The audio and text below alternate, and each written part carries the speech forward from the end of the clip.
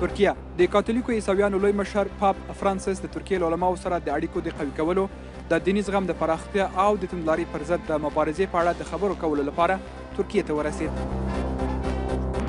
نامیبیا راچونکي د افریقا په لومړنیو کمپیوټري ټاکنو کې د رای مرکزونو ته ځي او وړاندوینه کیږي چې د سواپو حاکم ګوند به یې وګټي.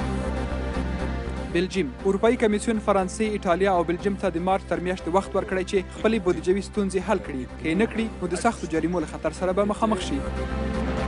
استرالیا زورور باد او ګلۍ د دغه هیواد د ختیځ ساحل په اوږدو کې لوی طوفان رامنځته کړ چې 15 میلیونه ډالره تاوان یې واړاوه. او جنوبي افریقا د ساري ناروغیو ملي انسټیټوت په ماښام څکلکو یا ښاپیرکو باندې څېړنه کوي تر څو معلومه کړي چې دوی په څه ډول د ایبولا ناروغۍ لیږدوي او په وړاندې مقاومت کوي.